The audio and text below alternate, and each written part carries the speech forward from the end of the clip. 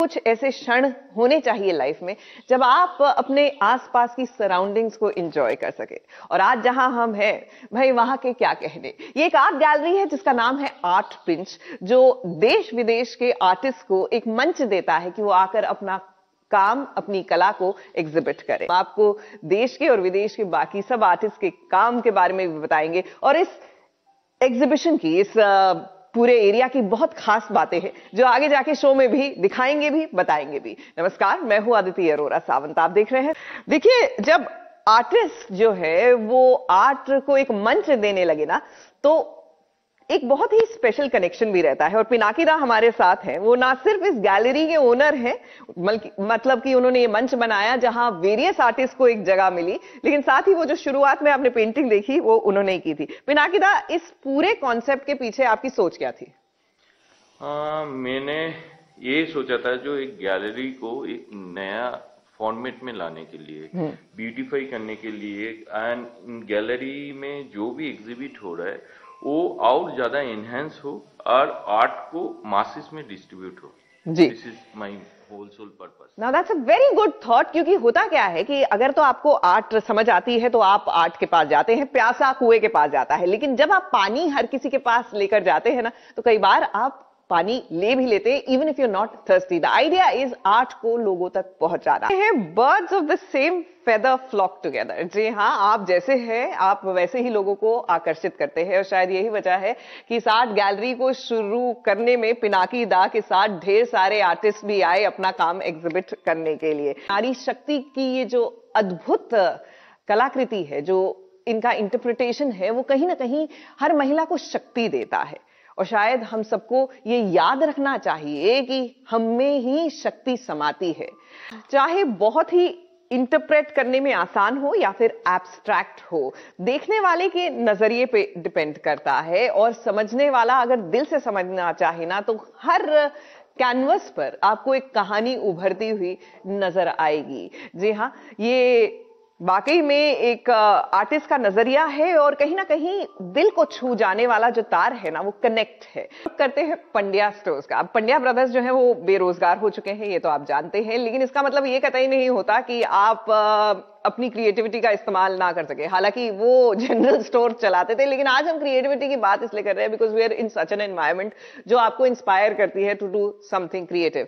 Just as a side, ये एक board table, मतलब टेबल टॉप है जिसपे एक आर्ट क्रिएट किया गया है। देखिए, वक्त के साथ आर्ट की, कला की भी परिभाषा बदलती है। कैनवस पर चित्रकारी तो कई बार हमने देखी है, लेकिन इन दिनों इंस्टॉलेशन आर्ट बहुत चर्चा पे है। इंस्टॉलेशन आर्ट, जैसे अभी मुझे समझाया गया कि 3-4 अलग अलग पेंटिंग्स या ऑब्जेक्ट्स मिलाकर आप एक पेंटिंग, एक कहानी जो है एक साथ लाते हैं। अब लकड़ी पर किए गई ये चित्रकारी, जी हाँ, कंटिन्यूटी में एक कहानी सी दिख रही है और वाकई में अद्भुत है। और इमेजिनेशन की दाद देनी चाहिए। जी हाँ, इमेजिनेशन की कोई सीमा ना हो, ये बहुत जरूरी है। वैसे तेज रफ्तार कंक्रीट की दुनिया से निकलकर सीधा वन में घुस जाते हैं। वो क्या है ना कि जहां मैं खड़ी हूं वहां पर जितनी भी चित्र आप देख रहे हैं, पेंटिंग्स जो देख रहे हैं, वो जंगल इंस्पिरेशन पे है, फॉरेस्ट इंस्पिरेशन पे है। तो चलिए इसी के साथ सिलसिले को आगे बढ़ाते हैं। 3 बज चुके हैं और OTT की दुनिया की खबरों की बारी है, SBS ओरिजिनल्स की बारी है। देखिए, इफ यू आर्टिस्टिकली इंक्लाइन, तो मेरा रिकमेंडेशन आपके लिए ये है कि जब आपको वक्त मिले ना, तो प्लीज अपने बच्चों को और अपने घर वालों को आर्ट की कंपनी जरूर दे। लेकिन जीवन में कुछ चीजें ना कभी आउट ऑफ फैशन जाती ही नहीं है, और पेंटिंग उन्हीं में से एक चीज है। परिभाषा बदल सकती है और उसको दर्शाने का तरीका बदल सकता है। जी हाँ, कुछ ऐसे ही चीजें होती हैं जो हमेशा ट्रेंड में रहती है हुई जिंदगी से। वो क्या है ना कि कहीं पहुंचने की होड़ में हम जहां होते हैं उसका आनंद नहीं ले पाते, तो जहां है थम जाइए, अपने सराउंडिंग्स को समझिए, उनको ऑब्जर्व कीजिए और फिर आगे बढ़िए। पटचित्र जो है वो आपको उड़ीसा में मिलेगा। जी हाँ, उड़ीसा की जो संस्कृति है उसका बहुत ही अहम हिस्सा है। एंड आई एम श्योर अगर आप उड़ीसा की तरफ गए हैं तो आपने वहां पर इसकी झलक जरूर देखी होगी। कुछ चीजें होती हैं जो आपके चेहरे पर मुस्कुराहट लाती है। जी हाँ, सुंदर सी, मुझे ये जानी पहचानी भी लग रही है। वो क्या है कि सास बहू और साजिश के जो आप सेट्स देखते हैं ना, वो काफी हद तक डिजाइन किए गए होते हैं हमारी ग्राफिक टीम से, और उन्हीं की पेंटिंग के सामने आज हम खड़े हैं। मीट अनिरुद्ध सरकार। जी हाँ, इनके बिना सास बहू साजिश थोड़ा बेरंग सा लगेगा। अनिरुद्ध, बहुत ही खूबसूरत पेंटिंग। हमारे बहुत से बैकग्राउंड्स अनिरुद्ध ही डिजाइन करते हैं, तो ये छुपी हुई जो कला है, ये ग्राफिक्स में से कैनवस तक कैसे पहुंची?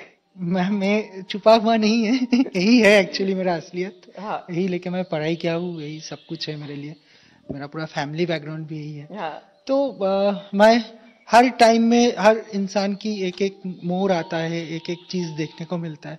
तो मैं जब कोलकाता से मैं दिल्ली आया था, फिर नोएडा आया, आके मुझे ये नजर आया कि यहाँ पे कंक्रीट का एकदम भरे पड़े है, पूरे हर तरफ से कंक्रीट ही कंक्रीट है, घर घर घर है।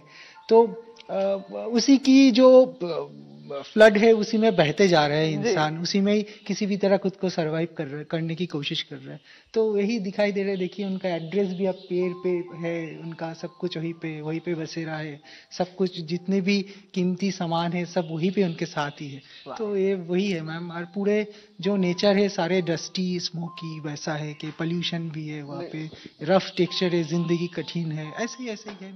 देखिए, एक चित्रकार जो होते हैं, एक कलाकार जो होते हैं ना, वो दुनिया को जैसे देखते हैं वो आपके सामने पेश करते हैं।